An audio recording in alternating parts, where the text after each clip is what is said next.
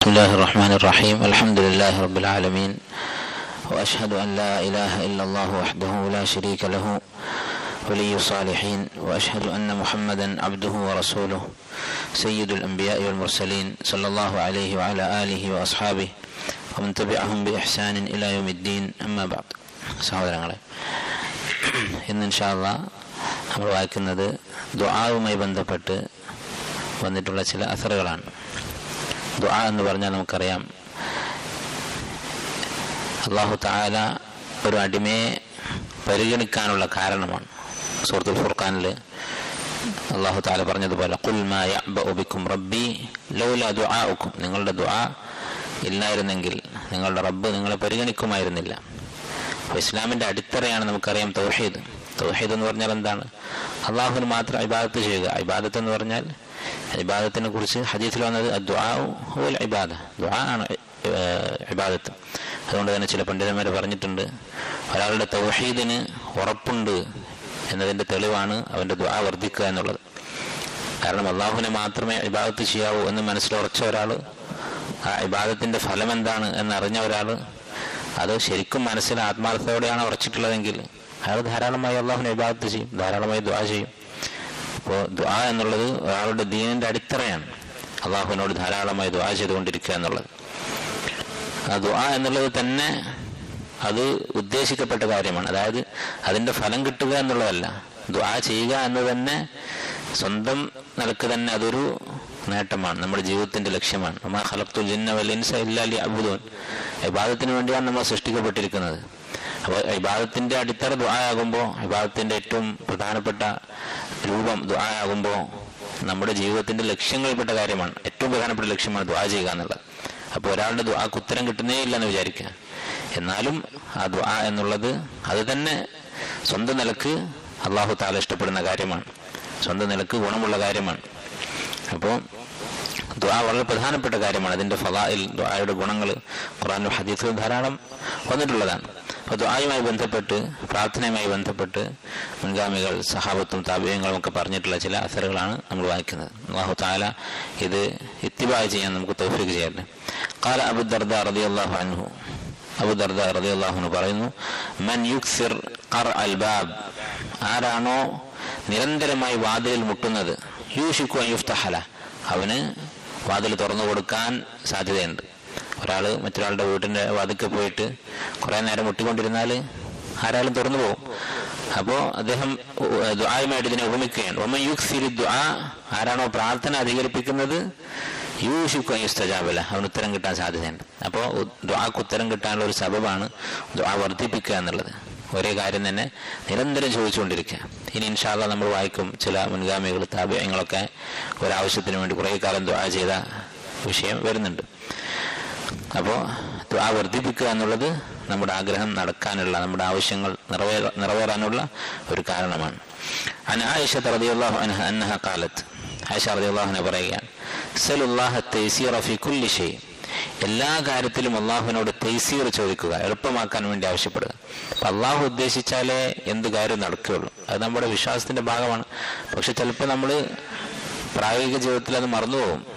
നമ്മുടെ കഴിവുകൊണ്ടാണ്, അല്ലെങ്കിൽ മറ്റാരുടെയെങ്കിലും കഴിവുകൊണ്ടാണ് നമ്മുടെ ആവശ്യങ്ങളൊക്കെ നടക്കുന്നതെന്ന് നമ്മൾ വിചാരിക്കുന്നത് പോലെ തോന്നും. നമ്മുടെ തന്നെ പെരുമാറ്റം ചിലപ്പോൾ കാണുമ്പോൾ അള്ളാഹുവിൻ്റെ തൈസീർ, അള്ളാഹു എളുപ്പമാക്കിയിട്ടില്ലെങ്കിൽ ഒരു കാര്യവും സംഭവിക്കാൻ പോകുന്നില്ല. അല്ലാഹുമ്മ ലാ സഹല ഇല്ലാ മാ ജഅൽതഹു സഹല, അള്ളാഹു നീ എളുപ്പമാക്കിയതല്ലാതെ ഒരു കാര്യം എളുപ്പമാവുകയില്ല. അള്ളാഹു ഉദ്ദേശിച്ചത് നടക്കും. ഇന്നമ അംറുഹു ഇദാ അറാദ ശൈഅൻ അൻ യഖൂല ലഹു കുൻ ഫയകുൻ, അള്ളാഹു എന്തെങ്കിലും ഒരു കാര്യം നടക്കട്ടെ എന്ന് വിചാരിച്ചാൽ രണ്ടക്ഷരം കുൻ എന്നുള്ള ഒരു വാക്ക് അള്ളാഹു പറയും, അത് സംഭവിക്കട്ടെ, ഫയകുൻ, അത് സംഭവിക്കും. അള്ളാഹുവിൻ്റെ ഉദ്ദേശമാണ് നടക്കുന്നത്. അതുകൊണ്ട് എല്ലാ കാര്യത്തിലും അള്ളാഹുവിനോട് തൈസീർ ചോദിക്കുക. പണ്ഡിതന്മാർ പറയുന്ന ഒരു മനോഹരമായ വാക്ക് കാണാം, ഒരാളുടെ കാര്യങ്ങൾ നടക്കാൻ, ആവശ്യങ്ങൾ നിറവേറാനുള്ള ഒരു സബബാണ്, ഒരു കാരണമാണ് അത്തബർറുഉ മിനൽ ഹൗലി വൽ ഖുവ്വ, അവനവൻ്റെ കഴിവ്, അതിൽ നിന്ന് മനസ്സ് ഒഴിവാവുക.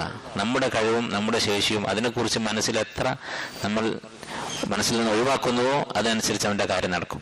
ഇപ്പോൾ നമ്മൾ ദീൻ പഠിക്കാൻ പോവുകയാണ്, തലബുൽ ഇൽമ്, അല്ലെങ്കിൽ ഇബാദത്ത് ചെയ്യാൻ തീരുമാനിക്കുകയാണ്. അപ്പോൾ ഇത് അള്ളാഹുവിനെ കൊണ്ട് മാത്രമേ സാധിക്കുകയുള്ളൂ. അള്ളാഹുവിൻ്റെ സഹായമില്ലെങ്കിൽ എന്നെ കൊണ്ട് സാധിക്കുകയില്ല എന്ന് എത്രമാത്രം നമ്മൾ ചിന്തിക്കുന്നുണ്ടോ അതനുസരിച്ച് ആ കാര്യം നടക്കുമെന്നാണ്. നമ്മുടെ ആത്മവിശ്വാസം, നമ്മളിലുള്ള വിശ്വാസം അത് കൂടുന്നതിനനുസരിച്ച് ആ കാര്യം പ്രയാസമായി മാറുകയാണ് ചെയ്യുക. അള്ളാഹുവിൽ വിശ്വസിക്കുക, അള്ളാഹുവിന്റെ സഹായം കൊണ്ട് ഞാനിതിന് പ്രാപ്തനായേക്കും എന്ന് വിശ്വസിച്ചാൽ തിരക്കിടില്ല. അപ്പോൾ ആയിഷ റളിയല്ലാഹു അൻഹ പറയുകയാണ്, എല്ലാ കാര്യത്തിലും നിങ്ങൾ അള്ളാഹുവിനോട് തൈസീർ ചോദിക്കുക, എളുപ്പമാക്കാൻ വേണ്ടി പറയുക. ഹത്ത ശസ്ഇ ഫിന്നഅൽ, നിങ്ങളുടെ കാലിലുള്ള ചെരുപ്പിന്റെ വാർ പൊട്ടിയാൽ, ചെരുപ്പ് കേടുവന്നാൽ അത് നന്നാകുന്ന കാര്യത്തിൽ പോലും, അത് തുന്നി കൂട്ടുന്നതിന്റെ കാര്യത്തിൽ പോലും അള്ളാഹുവിനോട് തൈസീർ ചോദിക്കുക. അപ്പൊ ചില ഹദീസുകളിൽ കാണാം ഈ ഒരു ആശയത്തിന് എതിരാണെന്ന് തോന്നുന്ന നിലക്ക് നബി സല്ലല്ലാഹു അലൈഹി വസല്ലം പറഞ്ഞതായിട്ട്. അതായത് ആയിഷ റളിയല്ലാഹു അൻഹ തന്നെ പറഞ്ഞത്, ഖാൻ നബി സല്ലല്ലാഹു അലൈഹി വസല്ലം യുഅ്ജിബുഹു അൽ ജവാമിഅ മിന ദുആ, നബി സല്ലല്ലാഹു അലൈഹി വസല്ലമക്ക് ഇഷ്ടമുള്ളത് സമഗ്രമായ പ്രാർത്ഥനകളായിരുന്നു. അതായത് വിശാലമായ അർത്ഥമുള്ള പ്രാർത്ഥനകൾ. അല്ലാഹുവേ, ദുനിയാവിലെയും ആഖിറത്തിലെയും എല്ലാ ഖൈറും ചോദിക്കുന്നു, അങ്ങനെയുള്ള വലിയ ആശയമുള്ള പ്രാർത്ഥനകളായിരുന്നു നബി സല്ലല്ലാഹു അലൈഹി വസല്ലമക്ക് ഇഷ്ടം. ചില റിപ്പോർട്ടുകളിൽ മറ്റുള്ളത് നബി സല്ലല്ലാഹു അലൈഹി വസല്ലം ഒഴിവാക്കുമായിരുന്നു. അതല്ലാത്ത പ്രാർത്ഥനകൾ, ചെറിയ ചെറിയ കാര്യങ്ങൾ എടുത്തു പറഞ്ഞുകൊണ്ടുള്ള പ്രാർത്ഥന ഒഴിവാക്കുമായിരുന്നു എന്ന് വന്നിട്ടുണ്ട്. അപ്പൊ ഇത് രണ്ടും തമ്മിൽ എങ്ങനെയാണ് യോജിപ്പിക്കുക? പണ്ഡിതന്മാർ പറയുന്നത് അസ്ല് അതാണ്. അടിസ്ഥാനപരമായി നമ്മൾ എപ്പോഴും ചെയ്യേണ്ടത് വിശാലമായ പ്രാർത്ഥനകളാണ്.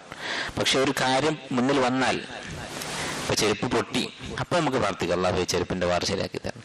നേരെ മറിച്ച് ഒരാൾ വെറുതെ ഇരിക്കുമ്പോൾ, ഇപ്പോൾ ബാങ്കിന് ഇഖാമത്തിനിടയിൽ ദുആ ചെയ്യാൻ തീരുമാനിച്ചു, അപ്പൊ പ്രത്യേക മുമ്പിൽ പ്രശ്നങ്ങളൊന്നുമില്ല, പ്രത്യേകമായിട്ട് ഒരു പ്രശ്നം മുമ്പിലില്ല. അപ്പോൾ ഒരാൾ പ്രാർത്ഥിക്കേണ്ടത് എന്താണ്? ദുനിയാവിലെയും ആഖിറത്തിലും എല്ലാ ഖൈറിനു വേണ്ടി ചോദിക്കുക. അതല്ലാതെ എൻ്റെ ചെരുപ്പ് പൊട്ടുകയാണെങ്കിൽ അത് ശരിയാക്കി തരണം, അല്ലെങ്കിൽ അങ്ങനെയുള്ള വിശദമായ കാര്യങ്ങൾ അപ്പോൾ പറഞ്ഞ് പ്രാർത്ഥിക്കരുത്. മറിച്ച് ആ രംഗം മുന്നിൽ വന്നാൽ മാത്രമാണ് അങ്ങനെ വിശദമായിട്ട് പറയേണ്ടതെന്ന് ചില ഉലമാക്കൾ പറഞ്ഞിട്ടുണ്ട്. മറ്റു ചില ഉലമാക്കൾ വേറെ രീതിയിലൊക്കെ വിശദീകരിച്ചിട്ടുണ്ട്. ഏതായാലും ആയിഷ റളിയല്ലാഹു അൻഹ പറയുകയാണ്, ഇല്ലം യുയസ്സിറുഹുല്ലാഹ്. മറ്റു ചിലർ പറഞ്ഞത്, ഇപ്പൊ ചെരുപ്പിന്റെ വാറ് പൊട്ടുക അങ്ങനെയുള്ള കാര്യങ്ങൾ സംഭവിച്ചാൽ എന്ത് ചെയ്യാം? വിശദമായൊരു പ്രാർത്ഥന, വിശാലമായൊരു പ്രാർത്ഥന പ്രാർത്ഥിക്കുക. ഇത് മനസ്സിൽ വിചാരിക്കുക, റബ്ബന ആതിനാ ഫിദ്ദുനിയ ഹസന. അപ്പൊ ദുനിയാവിലെ എല്ലാ നന്മകളും ചോദിക്കുകയാണ്, അതിൽ ഈ ചെരുപ്പും പെട്ടല്ലോ. അപ്പൊ അത് വിചാരിച്ചിട്ട് ഈ വലിയ പ്രാർത്ഥന പ്രാർത്ഥിക്കുക എന്ന് പറഞ്ഞവരുണ്ട്. ഏതായിരുന്നാലും ഇല്ലം യുയസ്സിറുഹുല്ലാഹു ലം യതയസ്സർ. ആയിഷ റളിയല്ലാഹു അൻഹ പറയുകയാണ്, അള്ളാഹു എളുപ്പമാക്കിയിട്ടില്ലെങ്കിൽ അതും നടക്കാൻ പോകുന്നില്ല. ഈ ചെരുപ്പ് കേടുവന്നു, അത് നന്നാകണമെന്ന് അള്ളാഹു വിചാരിച്ചെങ്കിലേ അത് നടക്കുകയുള്ളൂ. ഇബ്നു മസ്ഊദ് റളിയല്ലാഹു അൻഹു ഖാൽ, ഇബ്നു മസ്ഊദ് റളിയല്ലാഹു അൻഹു സഹാബിയാണ്, അദ്ദേഹം പറയുകയാണ്, ഇന്നല്ലാഹ ലാ യഖ്ബലു ഇല്ല അന്നാഖിലത മിന ദുആ. അല്ലാഹു തആല ശുദ്ധമായ പ്രാർത്ഥനയെ സ്വീകരിക്കുകയുള്ളൂ. എന്താണ് ശുദ്ധമായ പ്രാർത്ഥന എന്ന് പറഞ്ഞാൽ? ഇഖ്ലാസുള്ള പ്രാർത്ഥന, ആത്മാർത്ഥമായിട്ടുള്ള പ്രാർത്ഥന. വലാ യസ്മഉ മിൻ ദാഇൻ, ഒരു ദുആ ചെയ്യുന്നവന്റെ അടുത്തു നിന്ന് അവൻ സ്വീകരിക്കുകയില്ല, കേൾക്കുകയില്ല, ഇല്ലാ ദുആഅൻ സബത ഖൽബുഹു, അവന്റെ ഖൽബിൽ ഉറച്ചിട്ട് ചോദിക്കുന്ന കാര്യം, മനസ്സിൽ തട്ടിയിട്ടുള്ള ദുആ മാത്രമേ അല്ലാഹു തആല സ്വീകരിക്കുകയുള്ളൂ. അപ്പോൾ വെറുതെ ഇങ്ങനെ ഇരുന്നിട്ട് കുറെ വാക്കുകൾ ചൊല്ലി പറയുക, അതുകൊണ്ട് പ്രയോജനമുണ്ടാവുകയില്ല. അർത്ഥമറിഞ്ഞ് മനസ്സിൽ തട്ടിയ പ്രാർത്ഥനയാണ് അല്ലാഹു സുബ്ഹാനഹു വ തആല സ്വീകരിക്കുക. അൻ ഉമ്മു ദർദാ റളിയല്ലാഹു അൻഹ ഖാലത്ത്, ഉമ്മു ദർദാ റളിയല്ലാഹു അൻഹ പറയുകയാണ്, ഇന്നമൽ വജലു ഫീ ഖൽബി ഇബ്നി ആദമ കഹ്തിറാഖിസ് സഫഅ. മനുഷ്യന്റെ മനസ്സിൽ പേടി എന്ന് പറയുന്നത് സഫഅത്ത് ആണ് ഈത്തപ്പനയുടെ വിറക്, ഈത്തപ്പനയുടെ മടല്, അത് കത്തുന്നത് പോലെയാണ്. അമാ യജിദു ലഹാ ഖുശഅരീറ, അതിങ്ങനെ കത്തുന്ന സമയത്ത് ഒരു ശബ്ദം നിങ്ങൾ കേൾക്കാറില്ലേ, ഇങ്ങനെ പൊട്ടുന്ന ശബ്ദം? ഖാലു ബല, തീപ്പൊരികളുടെ ശബ്ദം. അവർ പറഞ്ഞു അതെ. ഖാലത് ഫദ്ഉ ഇദാ വജദ്തും ദാലിക, അതുപോലെ നിങ്ങൾക്ക് തോന്നുമ്പോൾ നിങ്ങൾ പ്രാർത്ഥിക്കുക. എന്ന് പറഞ്ഞാൽ മനസ്സിൽ ദുഃഖം തോന്നി, അള്ളാഹിനെ കുറിച്ച് ഓർത്ത്, ആഖിറത്തിനെ കുറിച്ച് ഓർത്ത് കരച്ചിലൊക്കെ വരുന്ന സമയത്ത്, അങ്ങനെയുള്ള സമയത്ത് നിങ്ങൾ പ്രാർത്ഥിക്കുക. ഫഇന്ന ദുആ യുസ്തജാബു ഇൻദ ദാലിക, ആ സമയത്താണ് പ്രാർത്ഥനയ്ക്ക് ഉത്തരം കിട്ടുക.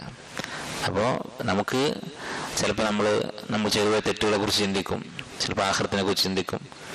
ചിലർ കൂടുതൽ ചിന്തിക്കുന്നവരായിരിക്കും, ചിലർ കുറവായിരിക്കും. എന്തായാലും അങ്ങനെ ചിന്തിച്ച് നമ്മുടെ മനസ്സിലൊരു വേദനയും അതുപോലെ തന്നെ ആത്മാർത്ഥതയും ഒക്കെ തോന്നുന്ന സമയത്ത് ആ അവസരം ഉപയോഗപ്പെടുത്തുക. അപ്പോഴാണ് പ്രാർത്ഥനയ്ക്ക് ഉത്തരം കിട്ടുക. عن وهب بن منبه رحمه الله قال من سره أن يستجيب الله دعوته, ആരാണോ അള്ളാഹു തന്റെ ദുആക്ക് ഉത്തരം തരണമെന്ന് ആഗ്രഹിക്കുന്നത്, നമ്മളെല്ലാവരും ആഗ്രഹിക്കുന്ന കാര്യമാണ്. അള്ളാഹു നമ്മുടെ പ്രാർത്ഥനയ്ക്ക് ഉത്തരം തരാൻ തുടങ്ങിയാൽ, ഉത്തരം തന്നു കഴിഞ്ഞാൽ പിന്നെ നമുക്ക് ഈ ദുനിയാവിൽ വേറെ എന്താണ് വേണ്ടത്? നമ്മുടെ എല്ലാ ആഗ്രഹങ്ങളും നടക്കും, എല്ലാ ആവശ്യങ്ങളും അള്ളാഹു തആല നിറവേറ്റി തരും. അങ്ങനെയുള്ള അവസ്ഥ ആരാണോ ആഗ്രഹിക്കുന്നത്, ഫല്യുതിബ് ത്വഅമതഹു, അവന്റെ ഭക്ഷണം അവൻ നന്നാക്കട്ടെ. അത് വളരെ പ്രധാനപ്പെട്ട ഒരു കാര്യമാണ്. ഹലാലായ ഭക്ഷണം കഴിക്കുന്ന ആളുകളുടെ ദുആക്ക് ഉത്തരം കിട്ടും. മുമ്പ് നമ്മൾ കഴിഞ്ഞ ദിവസം വറയിനെ കുറിച്ചുള്ള അസറുകൾ വായിച്ചു. നമ്മുടെ വരുമാനത്തിൽ സംശയമുള്ള ഒരു വസ്തു പോലും ഉണ്ടാകരുത്, ഒരു പൈസ പോലും ഉണ്ടാകരുത് എന്നൊരാൾ തീരുമാനിച്ചാൽ അവൻ്റെ പ്രാർത്ഥനയ്ക്ക് ഉത്തരം കിട്ടാനുള്ള സാധ്യത കൂടും. അതുകൊണ്ട് തന്നെ അധ്വാനിക്കുക, ഹലാലായൊരു വരുമാനം ഉണ്ടാക്കുക എന്നുള്ളത് അത് ദീനിൻ്റെ ഭാഗമാണ്. അത് ദീന് വേറെ എന്നല്ല, ദീനിൻ്റെ ഭാഗമാണ്. കാരണം ദുആ നമ്മുടെ ദീനിൻ്റെ അടിത്തറയാണ്. ദുആക്ക് ഉത്തരം കിട്ടണമെങ്കിലുള്ള ഒരു നിബന്ധനയാണ് വരുമാനം ഹലാലാവുക എന്നുള്ളത്. അപ്പോൾ നമ്മുടെ മക്കളെയൊക്കെ നമ്മളങ്ങനെ പരിശീലിപ്പിക്കണം, അധ്വാനിക്കാൻ പരിശീലിപ്പിക്കണം. ഹറാമ് തിന്നുന്ന അവസ്ഥ ഉണ്ടാകരുത്, ആളുകളുടെ മുന്നിൽ കൈ നീട്ടുന്ന അവസ്ഥ ഉണ്ടാകരുത്. അങ്ങനെ ആയാൽ അവിടെ പ്രാർത്ഥനയ്ക്ക് ഉത്തരം കിട്ടാതെ പോകും. പ്രാർത്ഥനയ്ക്ക് ഉത്തരം കിട്ടാതായി കഴിഞ്ഞാൽ പിന്നെ എന്ത് കാര്യമാണുള്ളത്? അവൻ സ്വർഗം ചോദിക്കുന്നു, നരകത്തിൽ നിന്ന് കാവൽ തേടുന്നു, ഇതൊന്നും അല്ലാഹു കേൾക്കാതിരിക്കുക എന്ന് പറഞ്ഞാൽ. അപ്പോൾ ഭക്ഷണം ഹലാലാവുക എന്നുള്ളത്, വരുമാനം ഹലാലാവുക എന്നുള്ളത് അടിസ്ഥാനപരമായ കാര്യമാണ്. ദുആക്ക് ഉത്തരം കിട്ടാനുള്ള ഒരു സബബാണ്. ഹദീസിൽ വന്നിട്ടുള്ള കാര്യമാണത്. താവൂസ് റഹിമഹുല്ലാഹ് ഖാല, താബിഈയായ താവൂസ് ഇബ്നു കൈസാൻ അദ്ദേഹം പറയുന്നു, യക്ഫി അസ്സിദ്ഖു മിന ദുആഇ കമാ യക്ഫി അത്ത്അമ മിനൽ മിൽഹ്. ആത്മാർത്ഥമായ പ്രാർത്ഥന, അതായത് ഒരാൾ സിദ്ഖോട് കൂടി പ്രാർത്ഥിക്കുകയാണെങ്കിൽ കുറച്ച് പ്രാർത്ഥന മതി. എത്ര മതി? കമാ യക്ഫി അത്ത്അമ മിനൽ മിൽഹ്, ഭക്ഷണത്തിൽ ഉപ്പ് എത്ര മതിയോ അത്രയും മതി. ഭക്ഷണത്തിൽ ഉപ്പ് വളരെ കുറച്ച് മതി. അതുപോലെയാണ് സിദ്ഖുള്ള പ്രാർത്ഥന. കുറേ സമയം ഒരാൾ മനസ്സാന്നിധ്യമില്ലാതെ പ്രാർത്ഥിക്കുന്നതിനേക്കാൾ മനസ്സിൽ തട്ടിയ പ്രാർത്ഥന കുറച്ചാണെങ്കിലും അത് മതി എന്നർത്ഥം. عن محمد بن الوليد رحمه الله قال مر عمر بن عبد العزيز برجل. ഇമാം ഉമർ ബിൻ അബ്ദുൽ അസീസ് റഹിമഹുല്ലാ അദ്ദേഹം ഒരാളുടെ അടുത്ത് കൂടെ നടന്നുപോയി. വഫീ യദിഹി ഹസാത്തുൻ യൽഅബു ബിഹാ, അവൻ്റെ കയ്യിൽ ഒരു കല്ലുണ്ട്, ആ കല്ല് പിടിച്ച് ഇങ്ങനെ കളിച്ചുകൊണ്ടിരിക്കുകയാണ്. വഹു യഖൂൽ, അവനിങ്ങനെ നാവ് കൊണ്ട് പറയുന്നുണ്ട്, അല്ലാഹുമ്മ സൗവിജ്നി മിനൽ ഹൂറിൽ ഐൻ, അല്ലാഹു എനിക്ക് ഹൂറുൽ ഐനെ പിന്നെ ഇണയാക്കി തരണം, സ്വർഗത്തിൽ ഹൂറുൽ ഐനെ തരണം എന്ന് പ്രാർത്ഥിക്കുന്നുണ്ട്. ഫമാല ഇലൈഹി ഉമർ ബിൻ അബ്ദുൽ അസീസ് റഹിമഹുല്ലാ ഇയാളെ വഴിയിൽ കണ്ടപ്പോൾ അയാളുടെ അടുത്തേക്ക് ചെന്നു. ഫഖാല, എന്നിട്ട് പറഞ്ഞു, ബിഇസൽ ഖാതിബു അൻത, നീ എത്ര മോശം പിന്നെ വിവാഹ അന്വേഷകരിൽ എത്ര മോശപ്പെട്ടതാണ്. ഖാതിബ് എന്ന കല്യാണം അന്വേഷിക്കുന്നത്, അപ്പോൾ ഹൂറുൽ ഐനെ അവൻ അന്വേഷിക്കുകയാണ്. അപ്പോൾ ഒരു സാധാരണ ദുനിയാവിൽ ഇപ്പോൾ ഒരാൾ വിവാഹം അന്വേഷിക്കുകയാണെങ്കിൽ ഇങ്ങനെയാണോ സംസാരിക്കുക? കയ്യിൽ കല്ലും പിടിച്ചിട്ട്. അപ്പം എത്ര മോശപ്പെട്ട ചോദ്യമാണ് നീ ചോദിക്കുന്നത്. അല അൽഖൈതൽ ഹസാത വ അഖ്ലസ്ത ഇലല്ലാഹി ദുആ, നീ ആ കല്ല് നിലത്തിട്ടിട്ട് ഇഖ്ലാസോടുകൂടി ദുആ ചെയ്തുകൂടെ എന്ന് ചോദിച്ചു. അപ്പോൾ ദുആയുടെ ഒരു മര്യാദയാണിത്. ഈ ഒരു വിഷയം മാത്രമല്ല, എന്ത് കാര്യം പ്രാർത്ഥിക്കുമ്പോഴും ചോദിക്കുമ്പോഴും അലസമായിട്ട് നമ്മളെന്തെങ്കിലും അലക്ഷ്യമായ പ്രവൃത്തികൾ ചെയ്തുകൊണ്ട് ദുആ ചെയ്യുന്നത് അദബിനെതിരാണ്. അത് നമ്മൾ ആലോചിച്ചാൽ മനസ്സിലാവും അതിൻ്റെ പിന്നിലുള്ള യുക്തി എന്താണ്. നമ്മളൊരാളോട് ഒരാവശ്യം ചോദിക്കാൻ, അല്ലെ അള്ളാഹു ഇത് കേൾക്കുന്നുണ്ട് എന്ന വിശ്വാസം നമുക്കുണ്ടോ? ഉണ്ടെങ്കിൽ ഇങ്ങനെ ചെയ്യാൻ പാടില്ല. ഇപ്പോൾ ഒരു ബിംബത്തിൻ്റെ മുമ്പ് പോയിട്ട് അതിനെ ആരാധിക്കുന്നവർക്ക് വേണമെങ്കിൽ ഇങ്ങനെ ചെയ്യാം, കാരണം അതൊരു ചടങ്ങായിട്ട് അവർ ചെയ്യുന്നതാണ്. പക്ഷെ അള്ളാഹുവിൻ്റെ മുമ്പിൽ എങ്ങനെയാ ഇത് ചെയ്യുക? അള്ളാഹു ഇത് കേൾക്കുന്നുണ്ട്, ഞാൻ അള്ളാഹുവിനോട് സംസാരിക്കുകയാണ് എന്ന് വിശ്വസിച്ചിട്ടുണ്ടെങ്കിൽ ഒരാൾ പിന്നെ ഇങ്ങനെ അലസമായിട്ട് പ്രാർത്ഥിക്കാൻ പറ്റുമോ? ഇമാം ഇബ്നുൽ ഖയ്യിം റഹിമഹുല്ലാഹ് നിസ്കാരത്തിനെ കുറിച്ച് പറഞ്ഞപ്പോൾ അദ്ദേഹം ഒരു കഥ പറഞ്ഞിട്ടുണ്ട്. പഴയ കാലത്ത് ഉള്ള ഒരു കഥയാണ്. ആ കഥ യഥാർത്ഥത്തിൽ ഹഖീഖത്തിലുള്ളതല്ല, ഒരു ഉപമയാണ്, കാര്യം മനസ്സിലാകാൻ വേണ്ടി പറയുന്നതാണ്. ഒരാൾ എലി ഒട്ടകവും തമ്മിൽ ഇഷ്ടത്തിലായി. എലിക്ക് ഒട്ടകത്തിനോട് ഭയങ്കര ഇഷ്ടം. അങ്ങനെ എലി പോയിട്ട് ഒട്ടകത്തിനെ വീട്ടിലേക്ക് ക്ഷണിച്ചു. അങ്ങനെ ഒട്ടകം എലിയുടെ പിന്നാലെ വന്ന് എലിയുടെ മാളത്തിൻ്റെ മുന്നിലെത്തിയപ്പോൾ ഒട്ടകത്തിന് അങ്ങോട്ട് കയറാൻ പറ്റുന്നില്ലല്ലോ. അപ്പോൾ എലി ഒട്ടകത്തിന് അങ്ങോട്ട് കയറ്റാൻ നോക്കുകയാണ്. അപ്പോൾ അവസാനം ഒട്ടകം പറഞ്ഞു എന്നാണ്, നീ എന്ത് ചെയ്യുക, ഒന്നുകിൽ നിന്റെ വീടിന് യോജിച്ച ഒരാളെ ഇഷ്ടപ്പെടുക, അല്ലെങ്കിൽ നീ ഇഷ്ടപ്പെടുന്നവനനുസരിച്ചുള്ള ഒരു വീട് നീ ഉണ്ടാക്കുക എന്ന് പറഞ്ഞതാണ്. അപ്പോൾ ഇബ്നുൽ ഖയ്യിം റഹിമഹുല്ലാഹ് പറയുന്നത് എന്താണ് അതിൻ്റെ ഗുണപാഠം? ഒന്നുകിൽ ആരെയാണോ നമ്മൾ ആരാധിക്കുന്നത് അവനനുസരിച്ചിട്ടുള്ള ആരാധന ചെയ്യുക, അള്ളാഹുവിനാണ് നമ്മൾ ഇബാദത്ത് ചെയ്യുന്നത്, അവനോട് യോജിക്കുന്ന തരത്തിൽ നമസ്കരിക്കുക. അല്ലെങ്കിൽ നമ്മൾ നമസ്കരിക്കുന്ന ഈ നമസ്കാരം അതിനെ പറ്റി വേറെ ആരെങ്കിലും ആരാധിച്ചുകൊള്ളുക എന്ന് പറഞ്ഞാൽ രണ്ടാമത്തെ കാര്യം ചെയ്യാനല്ല, നമ്മുടെ നമസ്കാരം നന്നാക്കാൻ വേണ്ടി ഇബ്നുൽ പറഞ്ഞാണ് അള്ളാഹ്ക്ക് യോജിച്ച രീതിയിലായിരിക്കണം നമ്മുടെ നമസ്കാരം. അപ്പം അള്ളാഹുവിനോടാണ് പ്രാർത്ഥിക്കുന്നത് എന്ന ബോധത്തോടു കൂടി ആ ഒരു പ്രാർത്ഥനയ്ക്ക് പറ്റിയ രൂപത്തിലായിരിക്കണം നമ്മൾ പ്രാർത്ഥിക്കുന്നത്. അതിൽ പെട്ടതാണ് ദിക്റുകൾ. ഇപ്പോൾ നമസ്കാരത്തിന് ശേഷമുള്ള ദിക്റുകൾ അത് ചില ആൾക്കാർ ചൊല്ലുന്നത് കാണാം, ഭയങ്കര തിരക്കിലായിരിക്കും. ചില ആൾക്കാർ നമസ്കാരം കഴിഞ്ഞാൽ ഉടനെ, നമ്മളൊക്കെ ചെയ്യുന്നതാണ്, അള്ള പുറത്ത് തരട്ടെ, സലാം വീട്ടിയിട്ട് എന്ത് ചെയ്യും, ആൾക്കാർ എണ്ണെടുക്കായിരിക്കും, ദിക്ർ ചൊല്ലിക്കൊണ്ടിരിക്കും. പള്ളിയിൽ ആരൊക്കെ വന്നിട്ടുണ്ട് ജമാഅത്തിന് എണ്ണിക്കൊണ്ടായിരിക്കും. വേറെ ചില ആൾക്കാർ ദിക്ർ മുഴുവനായിട്ട് ചൊല്ലില്ല, അത് ചെയ്ത് കാണിക്കാൻ തന്നെ പ്രയാസമാണ്. അങ്ങനെ ആയിരിക്കും. ഇപ്പൊ സുബ്ഹാനല്ലാഹ് എന്ന് പറയുന്നത് അതിൽ ആദ്യത്തെ അക്ഷരം അവസാനത്തെ അക്ഷരം ഉണ്ടാവുള്ളൂ. അത് ദിക്റല്ലല്ലോ. സുബ്ഹാനല്ലാഹ് എന്നാൽ എത്ര അക്ഷരമുണ്ട്? എല്ലാ അക്ഷരവും ഒഴിവാക്കിയാലേ ആ ദിക്ർ ആവുള്ളൂ. ഷെയ്ഖ് അൽബാനി പറയാണ് ഇങ്ങനെ തിരക്ക്, ഇത് ഒരു അന്താരാഷ്ട്ര പ്രതിഭാസമാണ്, അതുകൊണ്ടായിരിക്കാം.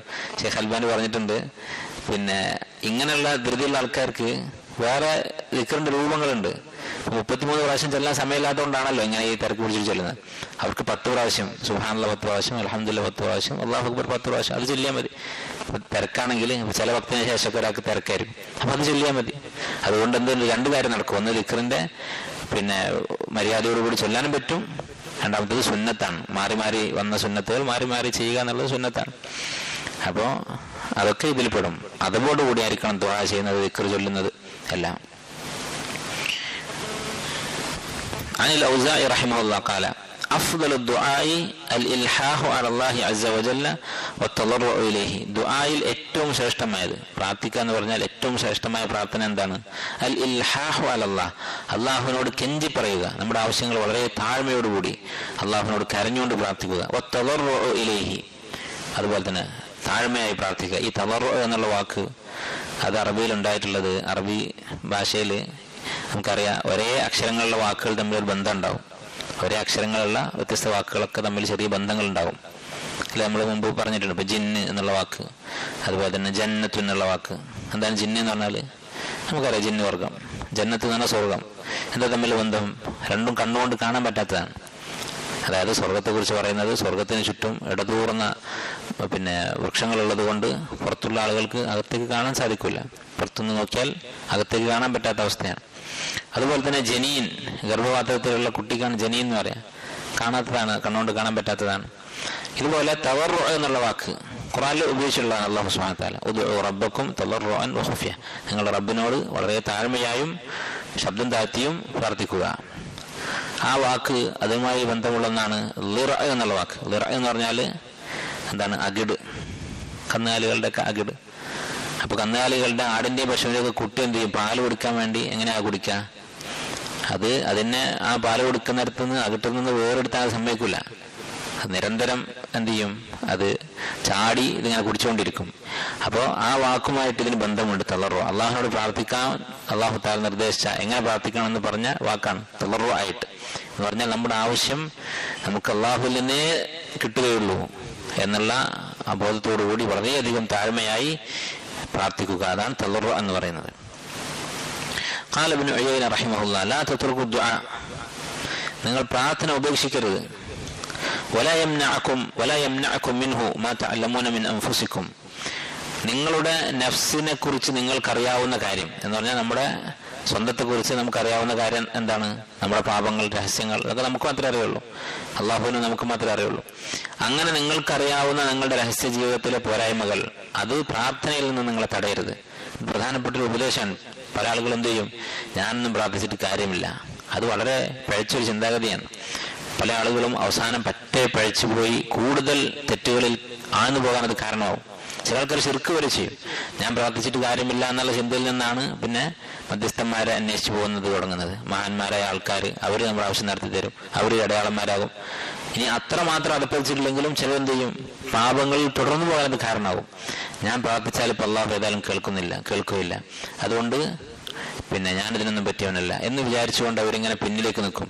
അതനുസരിച്ച് അവരുടെ പാപങ്ങൾ കൂടി വരികയാണ് ചെയ്യുക. അതുകൊണ്ട് അവന്റെ അവസ്ഥ നന്നാവോ? ഇത് വിനയമല്ല, ഇത് പിശാചിന്റെ വസ്വാസാണ്. അതിന്റെ ഏറ്റവും വലിയ തെളിവാണ്. അങ്ങനെ ചിന്തിച്ചവൻ പിന്നെ ആ തെറ്റ് കൂടുതൽ ചെയ്യാനുണ്ടാവുക.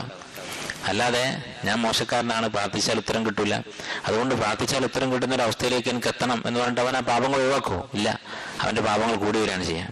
നേരെ കുറച്ച് ദുആ ചെയ്യുകയാണെങ്കിൽ ആ ദുആയുടെ ഖൈർ കൊണ്ട് ഈ പാപത്തിന്റെ കുറ്റം കുറച്ച് കുറയെങ്കിലും ചെയ്യും. അതുപോലെ തന്നെ അടുത്ത പ്രാവശ്യം പാപം ചെയ്യുമ്പോൾ അവനൊരു മടി ഉണ്ടാവും. ഞാൻ അള്ളാഹുവിനോട് പൊറുക്കലിനെ തേടി അള്ളാഹുവിനോട് പ്രാർത്ഥിച്ചു, എന്നിട്ട് പിന്നെ ഞാനിതേ തെറ്റ് ചെയ്യുകയാണോ എന്നൊരു ചെറിയ ചിന്തയെങ്കിലും അവന്റെ മനസ്സിൽ ഉണ്ടാകാൻ സാധ്യത. അപ്പൊ എത്ര പ്രാവശ്യം തെറ്റ് ചെയ്താലും, ഒരു ദിവസം ഒരേ തെറ്റ് 1000 പ്രാവശ്യം ചെയ്താലും പ്രാർത്ഥിക്കാൻ അത് തടസ്സമാകരുത്. അള്ളാഹുവിനോട് ദുആ ചെയ്യുക. എന്നിട്ട് അദ്ദേഹം പറയുകയാണ്, ഫഖദ് ഇസ്തജാബ അല്ലാഹു തആല ലിഇബ്ലീസ്, അള്ളാഹു ഇബ്ലീസിന് ഉത്തരം ചെയ്തിട്ടുണ്ട്. വഹുവ ശർറുൽ ഖൽഖ്, സൃഷ്ടികൾ വെച്ച് ഏറ്റവും മോശപ്പെട്ട ആളാണ് ഇബ്ലീസ്. എന്തായാലും ഇബ്ലീസിനേക്കാൾ നമ്മൾ മോശമല്ലല്ലോ. ഇബ്ലീസ് അള്ളാഹുവോട് പ്രാർത്ഥിച്ചു.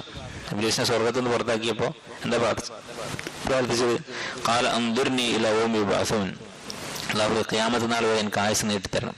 ഇബ്ലീസ് അത്രയും ഹബീസാണ്, വൃത്തികെട്ടവനാണ്. അതുകൊണ്ട് അവനെ നരകത്തിലേക്ക് അള്ളാഹു തീരുമാനിച്ചപ്പോൾ, അവൻ നരകത്തിലായിരിക്കും അല്ലെങ്കിൽ അവനെ സ്വർഗത്തിൽ നിന്ന് പുറത്താക്കാൻ പോവുകയാണ് അള്ളാഹു തീരുമാനിച്ചപ്പോൾ തൗബ ചെയ്ത് മടങ്ങാനല്ല ശ്രമിച്ചത്, ബാക്കിയുള്ള മനുഷ്യന്മാരെ കൂടി പഴപ്പിക്കാൻ, അതിനാണ് ശ്രമിച്ചത്. എന്നിട്ട് അങ്ങനെയുള്ള ഈ വൃത്തികേട് ഹുബ്സ് അത് കാണിച്ചുകൊണ്ട് അള്ളാഹുനോട് പ്രാർത്ഥിക്കാൻ, അൻദുർനി ഇലാ യൗമി യുബ്അസൂൻ, ഖിയാമത്ത് നാൾ വരെ എനിക്ക് ആയുസ് നീട്ടിത്തരണം, ആളുകളെ പഴപ്പിക്കാൻ വേണ്ടി.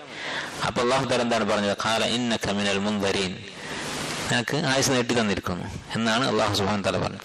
പക്ഷേ ഇബ്ലീസ് ചോദിച്ചത് അതുപോലെ അള്ളാഹു കൊടുത്തിട്ടില്ല. ഖിയാമത്ത് നാൾ വരെയാണ് ഇബ്ലീസ് ആയുസ് ചോദിച്ചത്. പക്ഷെ അള്ളാഹു തആല എന്ത് ചെയ്തു? അന്ത്യദിനം വരെ, ഉയർത്തെഴുന്നേൽപ്പിക്കുന്നത് വരെ ആയുസ് ചോദിച്ചു, അത്രയും അള്ളാഹു കൊടുത്തിട്ടില്ല. ഏത് വരെയാണ്? ലോകാവസാനം വരെ, അന്ത്യദിനം വരെയാണ് ആയുസ് നീട്ടി കൊടുത്തിട്ടുള്ളത്. ഖാല അൻദുർനി ഇലാ യൗമി യുബ്അസൂൻ ഖാല ഇന്നക മിനൽ മുൻദരീൻ. അപ്പൊ അത്രയും മോശക്കാരിലല്ല എന്തായാലും നമ്മൾ, ഒരു മുസ്ലിം എന്തായാലും അത്രയും മോശമാവുകയില്ല. അതുകൊണ്ട് അള്ളാഹുവിനോട് പ്രാർത്ഥിക്കാൻ നമുക്കൊന്നും തടസ്സമാകരുത്. عن ثابت رحمه الله قال كنا نجلس إلى أبي عثمان النهدي فيذكرنا ويدعو. ഇമാം അബു ഉസ്മാൻ നഹദി റഹിമഹുള്ള അദ്ദേഹത്തിന്റെ അടുത്ത് ഞങ്ങൾ ഇരിക്കും, അദ്ദേഹം ഞങ്ങൾ ഉപദേശിക്കും, വയദുഉ അതുപോലെ പ്രാർത്ഥിക്കും. സുമ്മ യഖൂൽ എന്നിട്ട് അദ്ദേഹം പറയും, ഖദ് ഉസ്തുജീബ്, ഇതാ നമ്മുടെ പ്രാർത്ഥനയ്ക്ക് ഉത്തരം കിട്ടിയിരിക്കുന്നു. ഖദ് ഗുഫിറ ലനാ, നമുക്ക് അല്ലാഹു പുറത്തിരിക്കുന്നു. സുമ്മ യസ്കുതു സക്ത, പിന്നെ കുറച്ച് നേരം അദ്ദേഹം മിണ്ടാതിരിക്കും. ഫയഖൂൽ എന്നിട്ട് പറയും, ഇൻ കുന്നാ സാദിഖീൻ, നമ്മൾ ചോദിച്ചത് ആത്മാർത്ഥമായിട്ടാണെങ്കിൽ, നമ്മൾ ചോദിച്ചത് പ്രാർത്ഥിച്ചത് ആത്മാർത്ഥമായിട്ടാണെങ്കിൽ അല്ലാഹു തആല നമുക്ക് ഇതാ പുറത്തു തന്ന് കഴിഞ്ഞിരിക്കുന്നു എന്ന് അദ്ദേഹം പറയും. അത്രയും ഉറപ്പോടെയായിരുന്നു അവർ അള്ളാഹുവിനോട് ദുആ ചെയ്തിരുന്നത്. قال أبو حازم رحمه الله لأنا من أن أمنع الدعاء أخوف مني من أن أمنع الإجابة. പ്രാർത്ഥിക്കാനുള്ള മനസ്സ് നഷ്ടപ്പെട്ടു പോകുമോ എന്നതാണ്, പ്രാർത്ഥനയ്ക്ക് ഉത്തരം കിട്ടുമോ എന്നതിനേക്കാൾ എനിക്ക് പേടി. അദ്ദേഹം പറയാണ്, എനിക്ക് പ്രാർത്ഥിക്കാനുള്ള മനസ്സ് നഷ്ടപ്പെട്ടു പോകുമെന്നതാണ്, എൻ്റെ പ്രാർത്ഥനയ്ക്ക് അല്ലാഹു ഉത്തരം ചെയ്യുമോ ഇല്ലേ എന്നതിനേക്കാൾ ഞാൻ പേടിക്കുന്നത്. കാരണം എന്താണ്? പ്രാർത്ഥിച്ചു കഴിഞ്ഞാൽ ഉത്തരം കിട്ടുന്ന ഉറപ്പാണ്. മുസ്ലിമാണോ അവൻ ദുആ ചെയ്താൽ ഉത്തരം കിട്ടും. അത് ചില തടസ്സങ്ങളുണ്ട്, ആ തടസ്സങ്ങളില്ലെങ്കിൽ ഉത്തരം കിട്ടിയിരിക്കും. തടസ്സങ്ങൾ എന്താണ്? ഹറാമ് തിന്നുന്നത്, അതുപോലെ തന്നെ പ്രാർത്ഥിക്കുന്ന വിഷയം അത് തന്നെ ഹറാമാണെങ്കിൽ അതിന് ഉത്തരം കിട്ടുകയില്ല. ഒരു ഹറാമ് ചെയ്യാൻ അള്ളാഹിനോട് സഹായം ചോദിച്ചാൽ അത് കിട്ടുകയില്ല. അതല്ലെങ്കിൽ ചോദിക്കുന്ന കാര്യം ഹലാലാണ്, നമ്മുടെ ഭക്ഷണവും ഹലാലാണ്, അതുപോലെ നമ്മൾ ശിർക്ക് ചെയ്യുന്നില്ല, കുഫ്ർ ചെയ്യുന്നില്ല എന്നുണ്ടെങ്കിൽ ഇൻഷാ അല്ലാഹ് ഉത്തരം ഉറപ്പാണ്. ആ ഉത്തരം മുമ്പ് നമ്മൾ പറഞ്ഞിട്ടുണ്ട്, 3 രൂപത്തിലാവും. 3-ൽ ഏതെങ്കിലും ഒരു രൂപത്തിലാവും. ഒന്നുകിൽ ആ കാര്യം തന്നെ നടത്തി തരും, അല്ലെങ്കിൽ അള്ളാഹു നമ്മെ എന്തെങ്കിലും അപകടത്തിൽ നിന്ന് രക്ഷിക്കും, അല്ലെങ്കിൽ നാളെ ആഖിറത്തിൽ അള്ളാഹു അതിന് വലിയ പ്രതിഫലം തരും. ഈ 3-ൽ ഒരു രൂപത്തിൽ ഉത്തരം ഉറപ്പാണ്. അതുകൊണ്ട് പ്രാർത്ഥിക്കാനുള്ള മനസ്സ് നഷ്ടപ്പെടുമോ എന്ന് എനിക്ക് പേടിയുള്ളൂ എന്ന് അദ്ദേഹം പറയേണ്ടേ. عن داود بن شابور رحمه الله قال قلنا لطاووس بن كيسان, നേരത്തെ നമ്മൾ പറഞ്ഞ വലിയ ഒരു താബിഈ പണ്ഡിതനാണ്, ഇബ്നു അബ്ബാസ് റളിയല്ലാഹു അൻഹുവിന്റെ ശിഷ്യനാണ്. അദ്ദേഹത്തോട് പറഞ്ഞു, ഉദ്ഉ ബിദഅവാത്ത്, നിങ്ങൾ ദുആ ചെയ്യണം, ഞങ്ങൾക്ക് വേണ്ടി ദുആ ചെയ്യണം എന്ന് പറഞ്ഞു. ഖാല ലാ അജിദു ലിദാലിക ഖശ്യ, അദ്ദേഹം പറഞ്ഞു, ഇപ്പം എനിക്ക് ദുആ ചെയ്യാൻ പറ്റൂല, എനിക്കൊരു ഖശ്യത്ത് തോന്നുന്നില്ല. ഇത് പ്രധാനപ്പെട്ടൊരു കാര്യമാണ്. ഇബാദത്തുകളായിട്ടുള്ള കാര്യങ്ങൾ ഒരു ചടങ്ങായിട്ട് ഉപചാരത്തിന് വേണ്ടി ചെയ്യാൻ പറ്റിയതല്ല. ഇപ്പം ചില ആൾക്കാർ ഇങ്ങനെ ചോദിക്കും, എന്തെങ്കിലും ഒരു വിഷയത്തിൽ വളരെ സങ്കീർണമായ എന്തെങ്കിലും ഒരു പ്രശ്നമൊക്കെ പറഞ്ഞിട്ട് അതിലൊരു ഉപദേശം വേണം, ഒരു നസീഹത്ത് വേണം. ചിലപ്പോൾ നമ്മൾ ഒരു മാസം ആലോചിച്ചപ്പോൾ അതിൻ്റെ ഉത്തരം നമുക്ക് കിട്ടുകയാണെന്നില്ല, അങ്ങനത്തെ വിഷയമായിരിക്കും.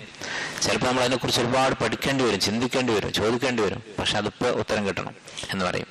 അല്ലെങ്കിൽ വളരെ സങ്കീർണമായ എന്തെങ്കിലും ഒരു മസാല ചെറിയ ഏതെങ്കിലും താലിബുൽ ഇൽമായിട്ടുള്ള ദീൻ പഠിക്കുന്ന ആൾക്കാരോട് ചോദിക്കും, എന്നിട്ട് പിറ്റേന്ന് ചോദിക്കും, 3 ദിവസമായി 4 ദിവസമായി, എന്നിട്ട് ഉത്തരം കിട്ടിയില്ലെന്നൊക്കെ ചോദിച്ച് തിരക്ക് കൂട്ടും. അപ്പോൾ ദീനിയായിട്ടുള്ള കാര്യങ്ങളെ, ഇബാദത്തുകളായാലും ഇൽമായാലും അതിൻ്റെ ഒരു നിലയും വിലയും കൊടുക്കണം. അദ്ദേഹത്തോട് പ്രാർത്ഥിക്കാൻ പറഞ്ഞപ്പോൾ ഇപ്പം പ്രാർത്ഥിക്കാനുള്ള ഒരു ഖശ്യത്ത് എനിക്ക് തോന്നുന്നില്ല എന്നാണ് പറഞ്ഞത്. അതുപോലെ തന്നെയാണ് ഒരാൾ ഇൽമ പഠിപ്പിക്കുന്നാലും, ഇപ്പോൾ സ്വർഗത്തിനെ കുറിച്ചും നരകത്തിനെ കുറിച്ചൊരു ക്ലാസ് എടുക്കണം, ഒരാളുടെ ആവശ്യപ്പെടാണ്, അതായിരിക്കും വിഷയം.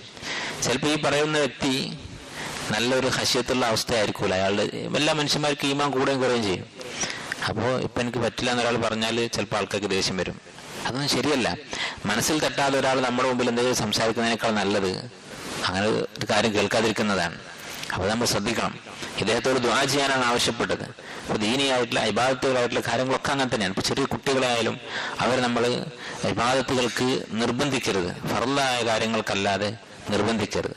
അതിലവർക്ക് പ്രോത്സാഹനം കൊടുക്കാം. അപ്പോൾ സുന്നത്ത് നമസ്കരിക്കാൻ, തഹജ്ജുദ് നമസ്കരിക്കാനൊക്കെ പ്രോത്സാഹിപ്പിക്കാം. പിടിച്ചു വലിച്ച് നമസ്കരിപ്പിച്ച് അവരെന്ത് ചെയ്യരുത്, മനസ്സിൽ തട്ടാതെ ഇബാദത്ത് ചെയ്യുന്നത് ഒരു ശീലമായി മാറരുത്. ചെറിയ ചെറിയ കാര്യങ്ങളാണ് തിരക്കില്ല. ഇപ്പോൾ റവാത്തിബ് സുന്നത്ത് അത് നമുക്ക് ചെയ്യാം.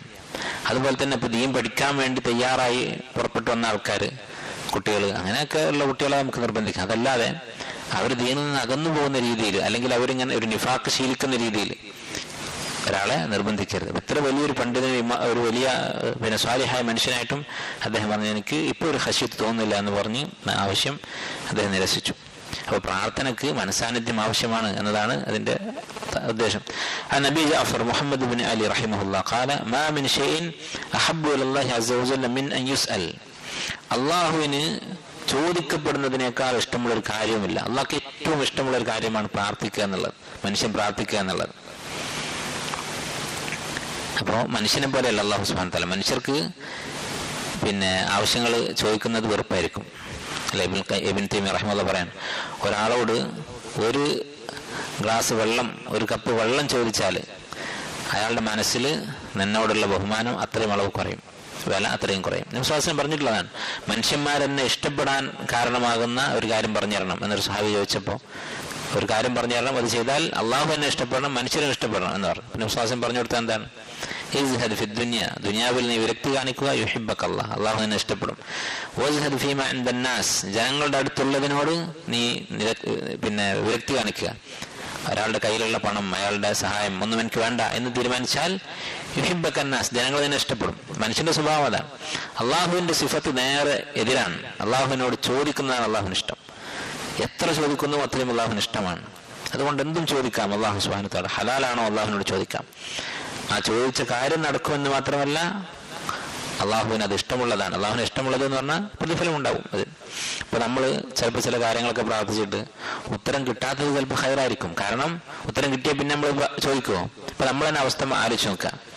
നമ്മൾ പ്രാർത്ഥിച്ചിട്ട് ഉത്തരം കിട്ടിയ കാര്യങ്ങൾ ഉണ്ടാകും നമ്മുടെയൊക്കെ ജീവിതത്തിൽ, ഉത്തരം കിട്ടാത്തതുണ്ടാവും. ഉത്തരം കിട്ടിക്കഴിഞ്ഞാലും നമ്മുടെ അവസ്ഥയൊക്കെ വളരെ ഹൈറിലായിരിക്കുന്ന സമയത്ത് നമ്മൾ ധാരാളമായി ദുആ ചെയ്യുന്ന ആളുകളാണോ? ആയിരിക്കില്ല.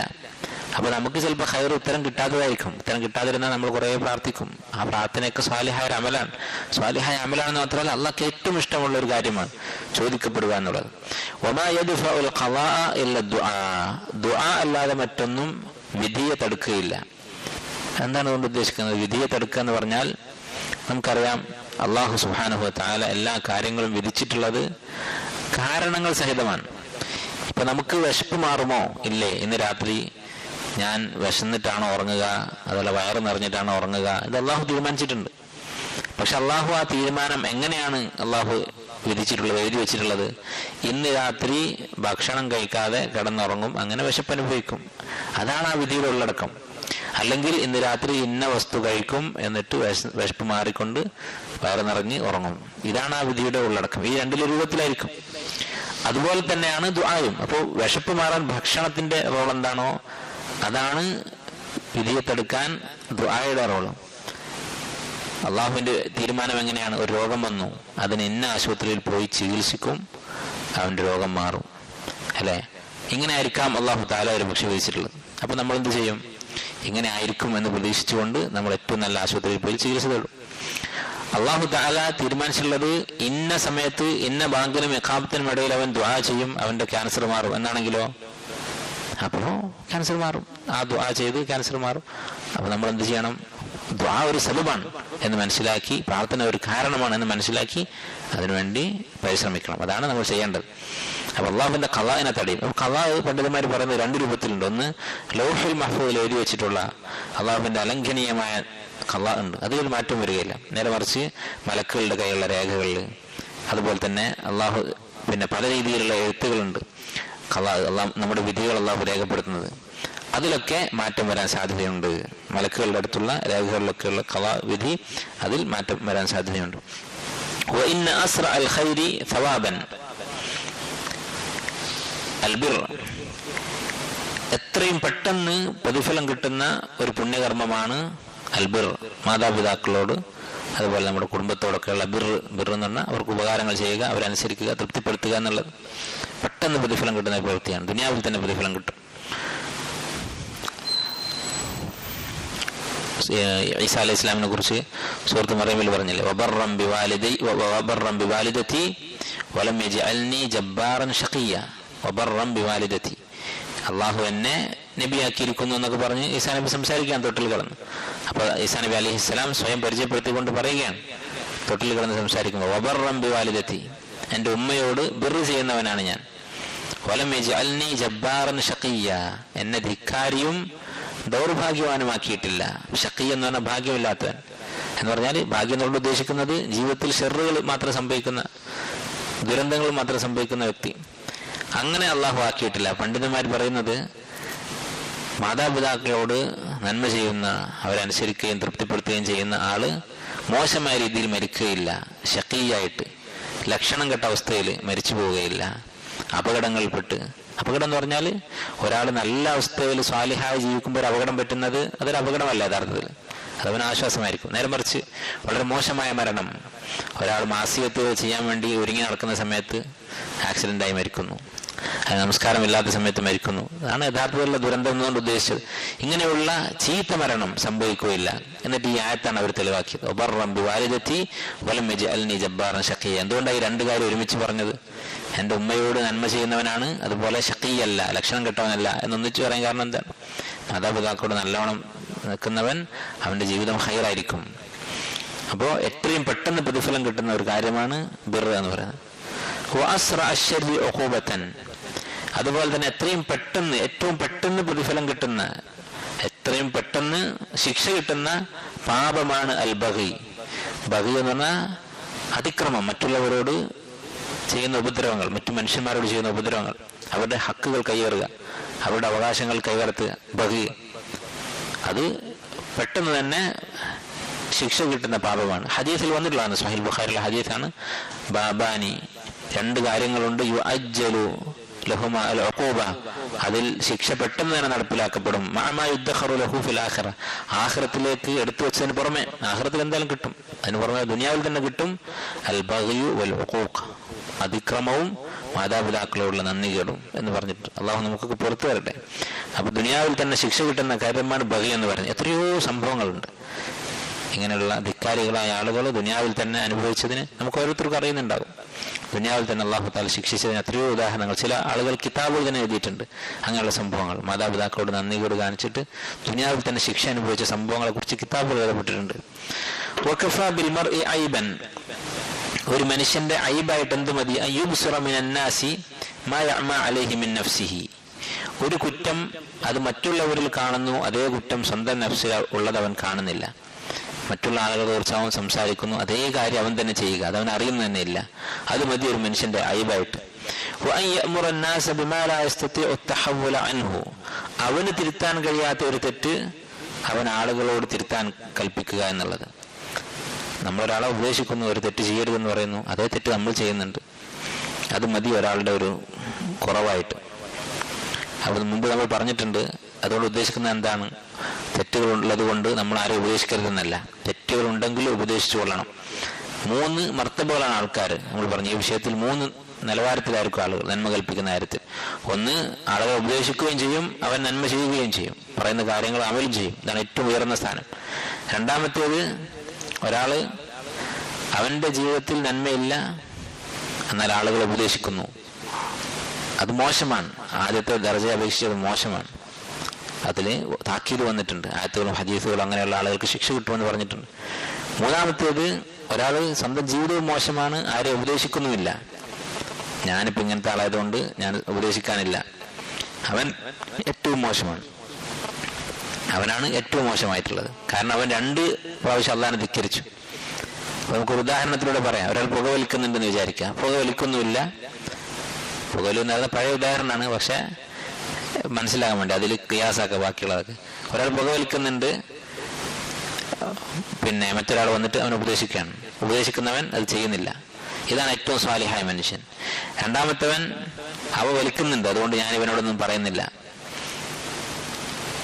അല്ല, രണ്ടാമത്തെ ആള് വലിക്കുന്ന ആളാണ്, പക്ഷെ വേറൊരാൾ വലിക്കുന്ന കണ്ടപ്പോൾ ഉപദേശിച്ചു, ഹറാമാണല്ലോ, അപ്പൊ ഉപദേശിച്ചു, ഇഖ്ലാസോടുകൂടി ഉപദേശിച്ചു.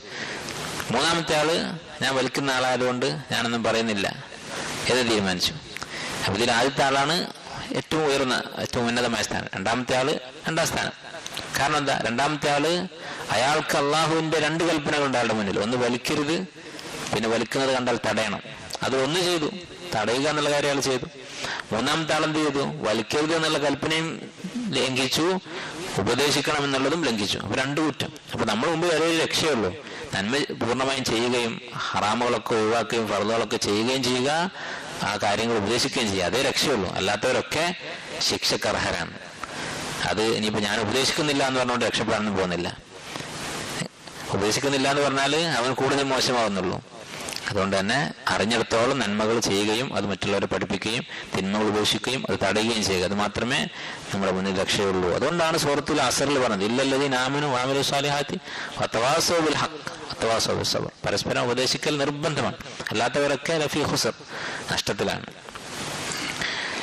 അൻ യഹ്യ ഇബ്നു മുആദ് റഹിമഹുല്ലാഹ് അന്നഹു ഖാൽ, ഇൻഷാ അല്ലാഹ് ഇത് വായിച്ചിട്ട് അവസാനിപ്പിക്കാം. ഒരു പക്ഷേ നമുക്കൊക്കെ സംശയം തോന്നും, ദുആയുമായി ബന്ധപ്പെട്ട് ഉള്ള ഫضലുകൾ കേൾക്കുമ്പോൾ, ദുആയുടെ അദബുകളും ദുആക്ക് ഉത്തരം കിട്ടാനുള്ള മാർഗങ്ങളൊക്കെ കേൾക്കുമ്പോൾ, ഇങ്ങനെയൊക്കെ ആയിട്ടും ദുആ ചെയ്തിട്ട് ഉത്തരം കിട്ടുന്നില്ലല്ലോ.